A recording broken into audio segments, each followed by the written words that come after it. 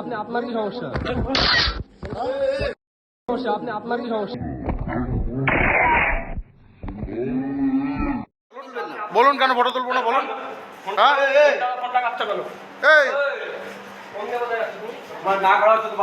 কি হয়েছে কি হয়েছে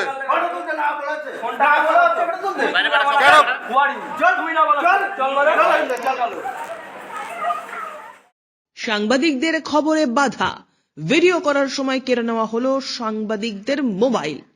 ঘটনার সূত্রপাত আজ বেলা 1টা নাগাদ। উত্তর 24 পরগনা জেলার হাবড়া হাসপাতালে নিয়ে আসা হয় এক আগুনে পুড়ে যাওয়া রোগীকে। সেই খবর সংগ্রহ করতে যায় একাধিক সংবাদ মাধ্যমের প্রতিনিধিরা।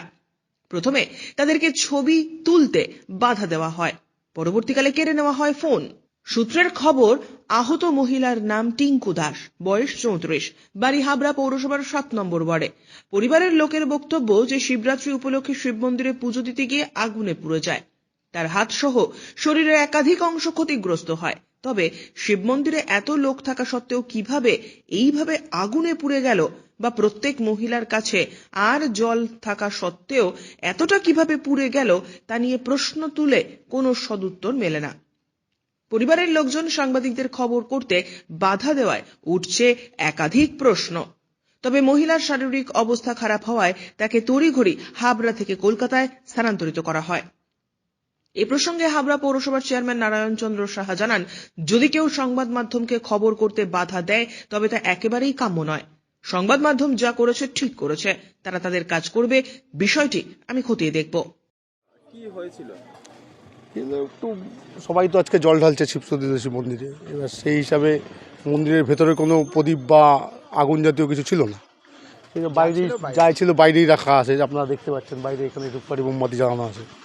এবার কীভাবে যে আগুনটা লাগলো সেটা উনিও নিজেও বলতে পারছেন না, আমরাও আর কি যারা প্রেজেন্ট ছিলেন তারাও কেউ বলতে পারছেন না। এবার আগুনটার সেকেন্ডে উনি বলছেন মন থেকে লেগেছে, ভেতর তাহলে এখান থেকে হয়তো কোনোভাবে আঁচল পাচলে লেগে যেতে পারে। এবার একটাই কথা, যে যারাই মন্দিরে আসছে, যে কোনো মন্দিরেই যাচ্ছে, সবার কাছে একটাই অনুরোধ, যে সমস্ত মা কাকিমারা বোনরা যাচ্ছে যাতে সবাই সাবধান করে, সবাই সবার নিজের সাবধানতা রেখে আজকে জল ঢালে, এরকম যাতে আর না ঘটে সেটাই ভগবানের কাছেও কাম্য। শিবের মাথায় জল ঢালতে যে গৃহবধূ তার গায়ে আগুন লেগে যায়, কি বলবেন? না দেখুন, আমি ঘটনাটা শুনেছি, এটা দুর্ভাগ্যজনক ঘটনা। যে মন্দিরটায় ঘটনাটা ঘটেছে আমি নিজেও ওই মন্দিরে যাই। ওখানে মহিলারা আজকে শিবরাত্রি উপলক্ষে অনেকে জল দেওয়ার জন্য গেছেন, কিন্তু শুনলাম একজনের কাপড়ে আগুন লেগে গেছে।